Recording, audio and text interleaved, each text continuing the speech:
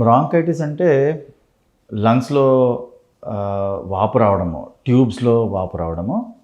ఈ bronchial tubes అంటే lungs అంటే సప్లై చేసే బ్రీదింగ్ ట్యూబ్స్ స్వెల్లింగ్ వచ్చినా, ఎక్కువ ఫ్లెమ్ వచ్చినా దాన్ని బ్రాంకైటిస్ అంటూ అంటారు. ఈ బ్రాంకైటిస్ అనేవి వేరే అంటే చాలా కారణాలు ఉంటాయి. ప్లస్ రకరకాలుగా ఉంటాయన్నమాట. అలర్జిక్ బ్రాంకైటిస్ అంటారు. అది కొన్నిసార్లు ఆస్తమా అంటారు. కొన్నిసార్లు క్రానిక్ బ్రాంకైటిస్ అంటారు. ఒక్కొక్క కారణం ఉంటుందన్నమాట.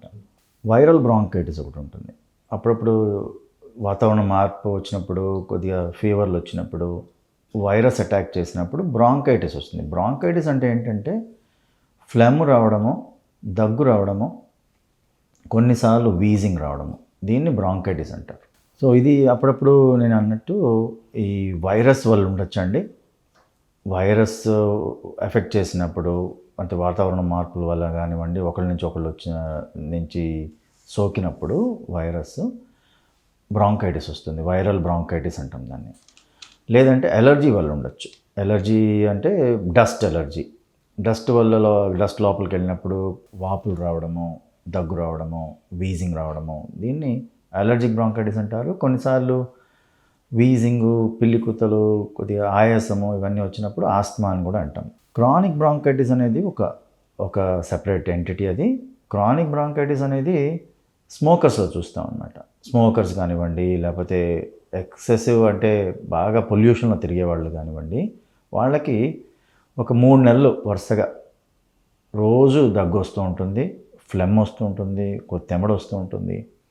సో కొన్నిసార్లు పచ్చగా వస్తుంది, కొన్నిసార్లు తెల్లగా వస్తుంది. వీటిని క్రానిక్ బ్రాంకైటిస్ అంటాం. ఎక్కువ స్మోకర్స్లో చూస్తాం అన్నమాట. క్రానిక్ స్మోకర్స్ అంటే ఎప్పటి నుంచో కొన్ని సంవత్సరాలుగా స్మోకింగ్ చేసే వాళ్ళకి వచ్చేది క్రానిక్ బ్రాంకైటిస్. ఈ బ్రాంకైటిస్ అనేది కొన్నిసార్లు ఏమీ చేయాల్సిన అవసరం లేదు, దానంతట అదే తగ్గిపోతుంది. ఎగ్జాంపుల్ అంటే వైరల్ బ్రాంకైటిస్ అనుకుందాం. అది వస్తుంది, ఒక 4-5 రోజులు ఉంటుంది, లేదంటే ఒక్కసారి 1-2 వారాలు ఉంటుంది, తగ్గిపోతుంది. బ్రాంకైటిస్ అంటే ఓన్లీ ట్యూబ్స్ వరకే ఎఫెక్ట్ అవుతుంది అనమాట.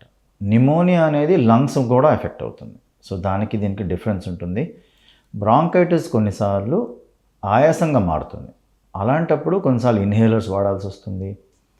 సో వీటిని ఎలా కనుక్కోవాలి అనేది క్లినికల్గానే హిస్టరీ అంటే మనం పేషెంట్ని అడిగే క్వశ్చన్స్ని బట్టి, అంటే ఫీవర్స్ కానీ ఏమైనా ఉన్నాయా అనేది చూడాలి.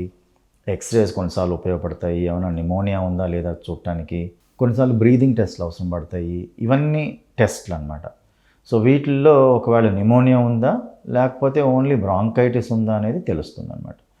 కొన్నిసార్లు వీజింగ్ ఎక్కువ ఉన్నప్పుడు, పిల్లి కూతల్లాగా ఎక్కువ ఉన్నప్పుడు, ఆ టైప్లో అప్పుడు ఆస్తమా అనేది ఉంటే అప్పుడు దానికి ఇన్హేలర్స్ వాడటము, కొన్నిసార్లు యాంటీబయాటిక్స్ వాడాల్సి వస్తుంది. ఈ క్రానిక్ బ్రాంకైటిస్ అనేది కంట్రోల్ చేయాలి అంటే స్మోకింగ్ ఆపాల్సి వస్తుంది, ఒకవేళ స్మోకర్స్ అయి ఉంటే. యూజువల్గా బ్రాంకైటిస్కి డైట్కి పెద్ద రిలేషన్షిప్ ఉండదండి. అలర్జీ వల్ల వచ్చేవన్నీ ఎక్కువ శాతము డస్ట్ వల్ల వస్తుంది. దాన్ని అవాయిడ్ చేయగలిగితే అలర్జిక్ బ్రాంకైటిస్ ఆర్ ఆస్తమా అనేది తగ్గే అవకాశాలు ఉంటాయి. Chronic bronchitis life style changes తప్పకుండా చేయాలి. అంటే స్మోకింగ్ ఆపేయాలి. ఒకవేళ ఎక్సెసివ్ డస్ట్ ఎక్స్పోజర్ అంటే బయట పొల్యూషన్లో తిరగడము అవన్నీ చేసినప్పుడు కొన్నిసార్లు మాస్కులు పెట్టుకోవాలి, లేకపోతే ఎయిర్ ఫిల్టర్స్ ఉన్న హెల్మెట్స్ పెట్టుకోవాలి. సో ఇలాంటివన్నీ చేస్తూ ఉంటేనే ఈ క్రానిక్ బ్రాంకైటిస్ రాకుండా అరికట్టచ్చు. ఇంకా ఈ వైరల్ బ్రాంకైటిస్ అనుకోండి, వేరే వాళ్ళ నుంచి సోకుతుంది కాబట్టి, అంటే ఇప్పుడు మనం కోవిడ్ చూసాము, చాలా H1N1 అని, H3N2 అని, ఇన్ఫ్లుయెన్జా అని ఇలాంటివన్నీ చూస్తున్నాం కాబట్టి ఇవన్నీ ఎలా సోకుతాయంటే మనం మాస్కులు ధరించకుండా, అంటే ఎవరన్నా దగ్గితే అడ్డం పెట్టుకోకుండా, ఇలాంటివి ఏమైనా జరిగితే అప్పుడు ఇవన్నీ వచ్చే అవకాశాలు ఉన్నాయి. సో ఇవన్నీ ప్రివెంటబుల్. కొద్దిగా మనం మాస్కులు జాగ్రత్తగా ఉండి కొద్దిగా దూరంగా ఉంటే ప్రివెంట్ చేసుకోవచ్చు అన్నమాట.